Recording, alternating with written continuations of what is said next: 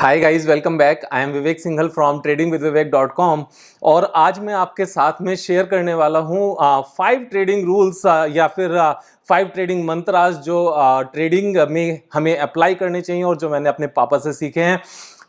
मैं वैसे एक जनरल सेंस में आपको बता दूं कि जितनी भी मेरी लर्निंग है या जो एक्सपीरियंस है उसके पीछे मेरे फादर एंड माय ग्रैंडफादर, पापा एंड दादाजी, इनका बहुत बड़ा रोल है, क्योंकि मेरी बेसिक लर्निंग पापा से या फिर दादाजी से ही हुई है। क्योंकि हम लोगों का बिजनेस था गेहूं का, जिसको मैंने अपनी एक वीडियो में कवर भी किया था और आप सबके साथ शेयर भी किया था। अब यहाँ पर बात ये आती है कि क्या मेरे पापा स्टॉक ट्रेडिंग करते थे? तो पापा स्टॉक ट्रेडिंग कभी नहीं करते थे, लेकिन जो स्टॉक ट्रेडिंग है, अगर इसमें से स्टॉक वर्ड को निकाल दिया जाए तो सिर्फ ट्रेडिंग वर्ड बचता है।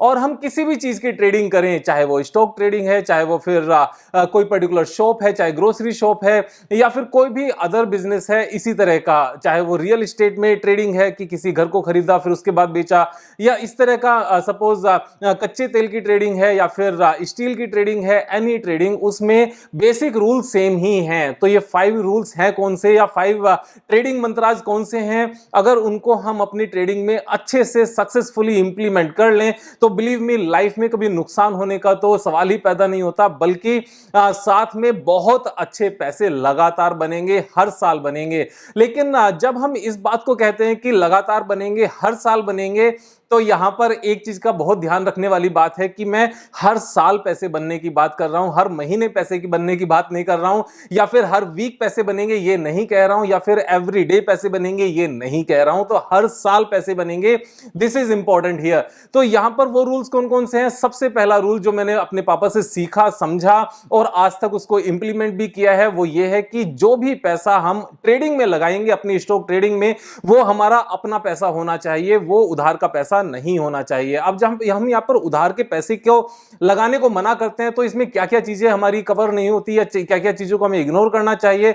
देखो, जब भी हम इंट्राडे करते हैं तो उसमें उधार का पैसा इन्वॉल्व होता है, क्योंकि अपना अगर हमने 1000 रुपीज लगाया तो 4000 रुपीज मार्जिन यूज होता है और 5000 का हम माल परचेज करते हैं, तो उसमें उधारी का पैसा होता है, तो ये चीज निकल जाती है। दूसरा, इसमें फ्यूचर एंड ऑप्शन भी हमारा निकल जाता है, क्योंकि फ्यूचर एंड ऑप्शन में भी हम 20% या 25% ही पैसा लगाते हैं और बाकी सारा हमारा उधारी का पैसा होता है, तो वहां भी हम यूज नहीं करेंगे। थर्ड, अगर हम इक्विटी मार्केट में भी काम करते हैं तो यहां पर पर्सनल लोन लेकर पैसे नहीं लगाएंगे, या क्रेडिट कार्ड से परचेज करके उस पैसे को सेव करके, मींस अपने सेविंग अकाउंट में सपोज 50,000 रुपीज हैं और हमने किसी पर्टिकुलर आइटम को परचेज करना है, प्रोडक्ट को परचेज करना है, और वो हमने क्रेडिट कार्ड से यूज कर लिया, लेकिन जो सेविंग अकाउंट में पैसे थे इसको हमने मार्केट में लगा दिए, तो ये उधारी का ही पैसा है, ये अपना पैसा नहीं है, क्योंकि हमने क्रेडिट कार्ड का यहां पर बिल पे करना है। और अगर सपोज हमने अपने पैसे बचाकर रखे हुए हैं किसी पर्टिकुलर खर्चे के लिए, जो over a period of next 1 year हमने यूज करना है किसी भी काम में, चाहे वो बच्चे की एजुकेशन हो, चाहे वो मंथली रेंट हो, चाहे वो हमने इलेक्ट्रिसिटी का बिल पे करना हो, या फिर कोई भी एक्सपेंस जो हमने आफ्टर 6 मंथ्स करना हो, तो बेसिकली जो भी पैसा हमारे पास विद इन 1 ईयर हमने खर्च करना है किसी पर्टिकुलर काम के लिए, तो वो अपना पैसा नहीं है मार्केट में ट्रेडिंग के पॉइंट ऑफ व्यू से। तो मार्केट में ट्रेडिंग के पॉइंट ऑफ व्यू से हमने कौन सा पैसा यूज करना है, जो हमें अगले 1 साल तक जरूरत ना पड़े किसी भी चीज में खर्च करने की, और वो हमारा पैसा हो। तो यहां पर दोनों चीजें इंपॉर्टेंट है कि पैसा अपना भी होना चाहिए और साथ में उसकी अगले 1 साल तक जरूरत भी नहीं होनी चाहिए। इसका रीजन क्या है? इसका रीजन बड़ा सिंपल है। आज तक जितने भी लोगों ने सुसाइड किया है, उनके पीछे मेजॉरिटी ऑफ जितने भी रीजंस हैं उसमें 2 रीजन सबसे ज्यादा इंपॉर्टेंट, 2 रीजन सबसे ज्यादा होते हैं। एक, फाइनेंशियली अपने एक ट्रैप में फंस जाना और किसी से लोन लिया हुआ है उसको नहीं दे पाना और फाइनली आकर सुसाइड कर लेना। और दूसरा रीजन होता है जिसको हम प्यार मोहब्बत कहते हैं, कि किसी लड़की के प्यार में आ जाना है, किसी लड़के के प्यार में आ जाना और उससे शादी नहीं हो पाना, या फिर इसी तरह के हनी ट्रैप में फंस जाना, मींस एक्स्ट्रा मैरिटल अफेयर्स में फंस जाना। तो ये जो सेकंड रीजन होता है ये भी सुसाइड का एक बड़ा रीजन होता है। मेरे हिसाब से 95% रीजन सुसाइड के इन दोनों में से एक होता है। तो सेकंड वाले की मैं यहां पर बात नहीं कर रहा हूं। अगर फर्स्ट वाले की बात करें तो फर्स्ट वाले में अगर उस सुसाइडल वाले इंपैक्ट से बचना है तो कभी भी उधारी का पैसा हमें यूज नहीं करना चाहिए। उसका एक और बड़ा रीजन है, जिस टाइम पर उधारी का पैसा हम यूज करते हैं उस टाइम सब कुछ अच्छा लग रहा होता है, लेकिन ना फ्यूचर का किसी को नहीं पता, भविष्य का किसी को नहीं पता। ना तो हम ब्रह्मा ब्रह्मा है, ना ही हम अल्लाह है, ना खुदा है, ना गुरु है, ना जीसस है। हम इनमें से कुछ नहीं है, हमें फ्यूचर देखना नहीं आता, हम एक बिजनेसमैन हैं।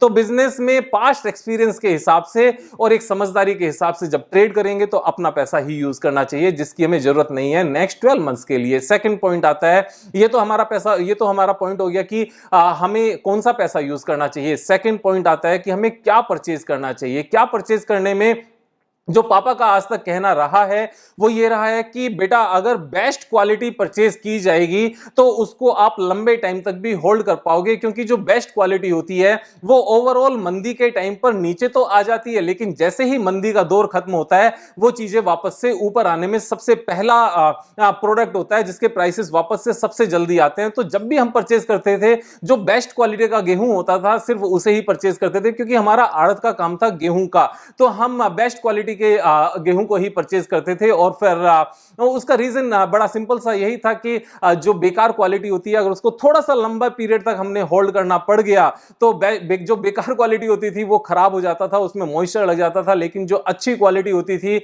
अगर उसको रखा जाए तो उसकी जो लाइफ होती है वो हमेशा ज्यादा होती है। तो लाइफ में यहां पर इंपॉर्टेंस है। अब स्टॉक मार्केट के कॉन्टेक्स्ट में अगर इसमें बात करें तो यहां पर अच्छी क्वालिटी से मतलब क्या है? अच्छी क्वालिटी से मतलब है जिसका फाइनेंशियल स्ट्रक्चर आज की डेट में अच्छा है और आगे चल के और अच्छा होने के हमारे पास रीजंस हैं। आज की डेट में कंपनी अच्छा इनकम कर रही है और आने वाले टाइम में और अच्छा उसका प्रॉफिट होगा, इस चीज के हमारे पास रीजंस हैं। तो यहां पर जब भी परचेज करें अच्छी चीज को परचेज करें। थर्ड हमारा पॉइंट आता है कि हमें यह भी पता चल गया फर्स्ट पॉइंट में कि हमें अपना पैसा यूज करना है जो अगले नेक्स्ट 12 मंथ्स तक हमें जरूरत ना हो कहीं और यूज करने की। सेकंड, हमें सिर्फ अच्छी चीजें परचेज करनी है। थर्ड, कब परचेज करनी है। देखो कब परचेज करने का बड़ा सिंपल सा हमारा तरीका होता था कि जब फसल कटती थी तब किसानों से हम लोग गेहूं को परचेज करते थे, क्योंकि उसी टाइम पर गेहूं को सस्ता मिलता था मार्केट में, क्योंकि everybody was seller at that point of time.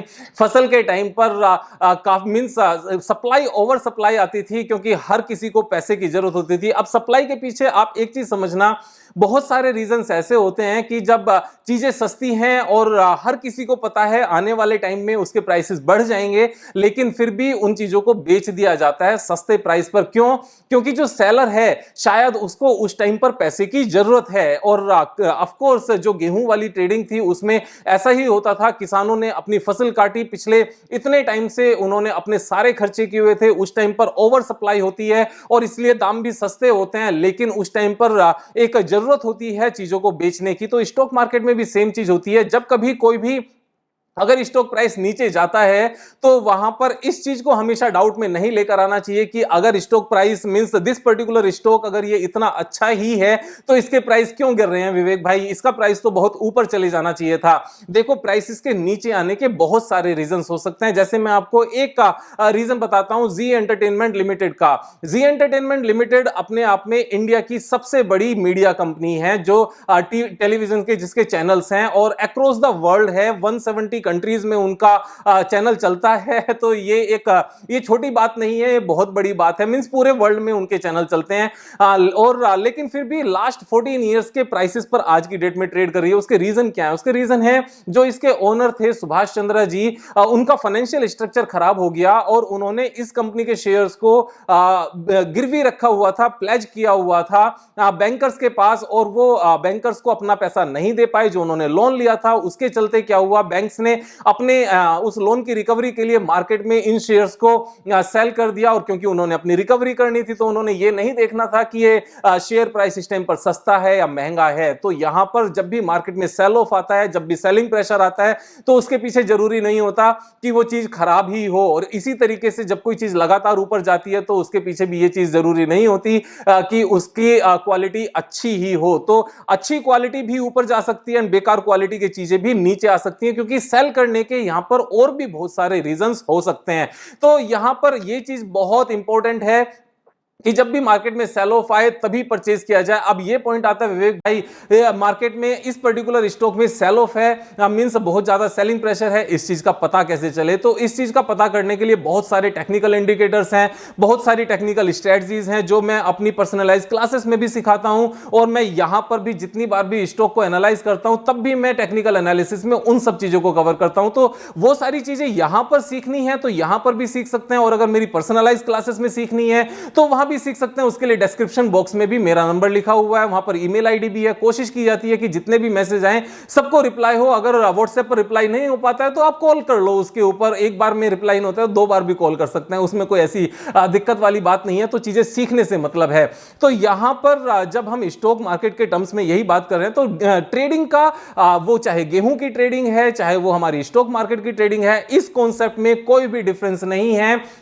हमने बिकवाली के टाइम पर उसको बेचना है। अब खरीदना कब है? अब खरीदना कब है? सेल ऑफ के टाइम पर खरीदना है। इसकी पहचान कैसे की जाए? जैसे मैं आपको एक एग्जांपल बताता हूं। अच्छी कंपनीज जब 200 डे मूविंग एवरेज के नीचे आ जाए तब से उसको बाय करो, तब वो सस्ती हो जाती हैं। दूसरा एक और तरीका है कि इसमें आप आरएसआई को भी इन्वॉल्व कर दो कि 200 डे मूविंग एवरेज के नीचे स्टॉक प्राइस है, साथ में आरएसआई 30 के नीचे है। जब दोनों का कॉम्बिनेशन एक साथ बन जाए तो ये चीजें सस्ती हो जाती हैं। एक और यहां पर बड़ा सिंपल सा तरीका है, जब ये ग्रेट कंपनी 52 वीक के नीचे चल रही हो तब आप उनको बाय करो। तो ये तरीके हैं सेल ऑफ को पहचानने के। इसी के अगेंस्ट अब इनको बेचना कब है? बेचने का तरीका है जब मार्केट में जब बाइंग हो रही हो, एवरीबॉडी इज ए बायर, उस टाइम पर हमने इसको सेल करना है। तो ये चीजें ऐसी ही हैं, बड़ा सिंपल है। फिर इसके बाद फोर्थ पॉइंट आता है। फोर्थ पॉइंट बड़ा सिंपल है और बहुत इंपॉर्टेंट है, और पापा उसमें एक ही चीज कहते हैं कि बेटा जब मार्केट में बिकवाली हो, बहुत ज्यादा सेलिंग प्रेशर हो, तो उस मौसम के बदलने में, उन प्राइसेस के वापस से ऊपर आने में और बिकवाली से खरीदारी का समय आने में, टाइम आने में थोड़ा सा टाइम लगता है। ये 2 दिन की बात नहीं होती है, 4 दिन की बात नहीं होती, इसमें पूरा सीजन चेंज होता है। अब इसको सीजन कैसे चेंज होता है कि जब गेहूं की हम बाइंग करते थे तो मई मंथ और जून मंथ में हम बाइंग करते थे, लेकिन जब सेलिंग करते थे, सेलिंग कब करते थे? हम नवंबर में करते थे और दिसंबर में करते थे, और during this 6 months period, 7 months period हम अपने उस स्टॉक को होल्ड करके रखते थे। तो ऐसे में कुछ लोगों के माइंड में ये भी आ सकता है, खासतौर से इस तरह के क्वेश्चंस मैंने जब भी देखे हैं तो उनका मैं रिप्लाई भी करना चाहता हूं लेकिन फिर छोड़ देता हूं। तो बहुत सारे लोग कहते हैं विवेक भाई इसको जमाखोरी कहते हैं। मैं ये कहता हूं इसको जमाखोरी नहीं कहते, इसको लाइसेंस के साथ ट्रेडिंग कहते हैं। अदरवाइज तो जमाखोरी फिर किसी भी चीज को कह सकते हैं। जो भी व्यापारी हैं, जितने भी व्यापारी हैं, उन सबको जमाखोरी कह सकते हैं। ज्वेलर को सोने की जमाखोरी करने वाला कह सकते हैं, जो आयरन में काम करता है, स्टील में काम करता है, उसको उसका कह सकते हैं, जो शुगर में काम करता है उसको शुगर की जमाखोरी कह सकते हैं। इसमें तो कुछ भी हो सकता है। जो एफडी करता है उसको पैसे की जमाखोरी करना कह सकते हैं, जो स्टॉक में ट्रेड करता है उसको स्टॉक्स की जमाखोरी करना कह सकते हैं। तो ऐसा नहीं है, इसको जमाखोरी नहीं कहते, इसको यहां पर ट्रेडिंग कहते हैं। तो सीजन चेंज होने में टाइम लगता है। इसको पापा ने बड़ा सिंपल सा एक बार बताया था कि क्योंकि पापा इस चीज में बड़े समझदार रहे हैं। मैं इस बात को हमेशा कहता हूं, मुझे नहीं पता बाकी सबके पापा कितने समझदार हैं, लेकिन समझदार वैसे सबके पापा होते हैं। कुछ यहां पर बच्चों की गलती होती है, कुछ अपने पापा से फ्रेंडली रिलेशन रख के उनसे सीखना चाहते हैं, बातें करते हैं, और जब हम पूछते हैं पापा से, पापा ये चीज मुझे समझा दो, तो किसी के पापा मना नहीं करते। लेकिन आजकल के बच्चे थोड़ा सा अपनी एरोगेंसी में रहते हैं। वो समझते हैं कि हम थोड़े से आगे निकले हुए हैं, हम एडवांस हैं। मैं एक चीज बता दूं, इंटेलिजेंट बच्चे जितने मर्जी हो जाएं, लेकिन जो समझदारी है वो हर किसी के पापा में उनसे ज्यादा होती है, बच्चों से ज्यादा होती है, क्योंकि समझदारी एक्सपीरियंस के साथ आती है। और इंटेलिजेंसी हम कहीं से भी कुछ भी छोटा सा पॉइंट पढ़ के भी सीख सकते हैं। इंटेलिजेंसी को over a very short period of time समझा जा सकता है, लेकिन एक्सपीरियंस को बड़े लंबे टाइम के चलते ही हम लोग सीख सकते हैं। तो एक्सपीरियंस के लिए हमें अपने पापा की और दादाजी की बातें हमेशा सुननी चाहिए। तो पापा का यही कहना होता था कि बेटा मई के महीने में जितनी मर्जी गर्मी पड़ जाए, कोई नहीं कह सकता कि जून के महीने में उससे ज्यादा गर्मी पड़ेगी या नहीं पड़ेगी, और कोई नहीं कह सकता कि जुलाई के महीने में उससे ज्यादा गर्मी पड़ेगी या नहीं पड़ेगी। तो यहां पर यही पॉइंट होता है कि सीजन के चेंज होने में टाइम लगता है। हमेशा यही होता था। हम 250 रुपी पर 100 kg के हिसाब से लगभग उस टाइम पर गेहूं परचेज करते थे, जो मुझे याद है। तो 250 पर परचेज करने के बाद में किसी को नहीं पता होता था कि भाव उसके बाद में जो प्राइस है और गिरेगा या नहीं गिरेगा, वो 240, 230, 200 आएगा या नहीं आएगा। कभी कभी लेते ही बढ़ना शुरू हो जाता था, फिर उसके बाद में सेम 250 पर आ जाता था। कभी कभी होता था कि पहले नीचे 210 तक जाएगा, उसके बाद ऊपर जाएगा। तो यहां पर जब एक बार प्राइस परचेज कर लें, हम अपने सामान को परचेज कर लें, उसके बाद में शेयर प्राइस अगर नीचे आ जाए, तब तक हमें नहीं बेचना, तब तक मौसम बदलाव ना हो जाए, मौसम में चेंज ना हो जाए। और मौसम को चेंज होने में किसी भी इस तरह की ट्रेडिंग में 6 मंथ्स का टाइम लगता है। तो वहां पर भी 6 मंथ्स का टाइम लगता था, यहां भी 6 मंथ का टाइम लगता है। सेम चीजें बेचने के टाइम पर होती है, जब हम चीजों को बेचते हैं। जब सेल ऑफ आता है तो सेल ऑफ के टाइम पर भी सेम ही चीज होती है, जिस प्राइस पर बेचा उसके बाद और कहां जाएगा किसी को नहीं पता। तो इस पीरियड में हमें यहां पर पेशेंस दिखाना होता है, धैर्य रखना होता है, यहां पर होल्डिंग में धैर्य रखना है। कैसे कैसे रखना है? हमारा सबसे पहला पॉइंट था, अपने पैसे यूज करो, जिसको 12 महीने तक आपको किसी और जगह स्पेंड करने की जरूरत ना हो। सेकंड, यहां पर क्या परचेज करना है? गुड क्वालिटी स्टॉक्स परचेज करना है। थर्ड हमारा है, कब परचेज करना है? जब मार्केट में सेल ऑफ आए। सेल ऑफ के लिए मैंने आपको 2-3 पॉइंट्स बताए कि उनको कैसे कैसे हम यूज कर सकते हैं। जैसे 200 डे मूविंग एवरेज यूज कर सकते हैं, उसके साथ में RSI को भी यूज कर सकते हैं, 52 वीक लो प्राइसेस को भी यूज कर सकते हैं। उसके बाद में यहां जो पेशेंस दिखाना है होल्डिंग पीरियड में, और खरीदने के बाद में शेयर प्राइस और नीचे जा सकता है, वो जो हमारा धैर्य है, ये बहुत इंपॉर्टेंट पॉइंट है। ये गलती कभी नहीं करनी चाहिए कि हमने गेहूं परचेज किया और कल से भाव देखना शुरू कर दें। भाव अभी देखना ही नहीं है, भाव देखना है जब नवंबर दिसंबर आएगा, मौसम चेंज होगा, यहां पर सारा सीजन चेंज हो जाएगा। लास्ट में हमारा पॉइंट आता है कि इसको बेचना कब है। Of course we have already discuss somewhere कि यहां पर बेचना कब है, जब यहां पर सेल ऑफ का सीजन आए, सॉरी जब ओवरऑल बाइंग का सीजन आए और जब हमें सेल करना हो। अब ओवरऑल बाइंग का सीजन कब आएगा? जब मार्केट में कंजम्पशन इसकी हो चुकी होगी। गेहूं के केस में खास तौर से फसल का टाइम उसके 6 महीने बाद या 4 महीने बाद आएगा, लेकिन मार्केट में जो यहां पर ओवर सप्लाई थी वो खत्म हो चुकी है। और ओवर सप्लाई खत्म होने का और मार्केट में बाइंग आने का स्टॉक मार्केट के पॉइंट ऑफ व्यू से कैसे पता चलेगा? इसका बड़ा सिंपल सा तरीका है। जैसे हमने बोला 200 डे मूविंग एवरेज के नीचे आ जाए तो बाय करना है, साथ में RSI ऐड कर लो, और 30 के नीचे आ जाए तो हम दोनों के कॉम्बिनेशन में बाय करेंगे। तो यहां पर सेल कब करना है? जब 200 डे मूविंग एवरेज के ऊपर आ जाए और RSI अब 30 के नीचे नहीं, 70 के ऊपर हो। यानी कि बाय कब करना है? 200 डे मूविंग एवरेज नीचे है, RSI 30 के नीचे है, इट्स ए कॉम्बिनेशन, इस कॉम्बिनेशन में बाय करना है। ये ओवर सप्लाई जोन है। एंड और उसके बाद में ओवर बाइंग जोन कब आता है? जब 200 डे मूविंग एवरेज के ऊपर है और RSI 70 के ऊपर है। या फिर जैसे हमने पहले पॉइंट हमने डिस्कस किया था कि बाय कब करना है? जब 52 वीक के नीचे है और लो बना रहा है तो तब बाय करें। और सेल कब करें? सेल करने के लिए जब 52 वीक हाई पर स्टॉक ट्रेड कर रहा हो उस टाइम पर हम सेल करें। तो यहां पर ये सारे पॉइंट्स हैं। एक और इंपॉर्टेंट पॉइंट जो पापा हमेशा एक सुनाते हैं, बताते हैं कि बेटा तेजी में तेजी नजर आती है और मंदी में मंदी नजर आती है। तो जब मंदी का भाव चल रहा होता है तो उस टाइम पर मन में ये सवाल आते हैं, इस तरह की फीलिंग्स आती हैं कि ये स्टॉक और नीचे चला जाएगा। और जब मार्केट में तेजी आती है तो ये लगता है ये कभी नीचे नहीं आएगा और ऊपर चला जाएगा। लेकिन जो इसके विपरीत डायरेक्शन में, अपोजिट डायरेक्शन में देखना शुरू कर दे, उस चीज को समझना शुरू कर दे, उसी को असली व्यापारी कहते हैं, उसी को असली बिजनेसमैन कहते हैं। तो ये 5 मंत्राज थे जो पापा से बचपन में ही सीखने को मिले थे। मुझे याद है जब मैं 9-10 साल का था तब से बैठना शुरू किया था, and at the age of 13 मैं फुल स्विंग में पापा के साथ था, इस काम में लगा हुआ था। उसके बाद में फिर जब ग्रेजुएशन की, उसके बाद जब दिल्ली आए अपनी और पढ़ाई करने, तब वो सब चीजें छोड़ दी। और उसके बाद में जब जॉब की तो फिर उस बिजनेस से अलग हो गए, लेकिन उस लर्निंग को कभी नहीं छोड़ा। फर्स्ट सैलरी जब मार्केट में लगाई तो इन सब लर्निंग को ध्यान में रखकर ही लगाई।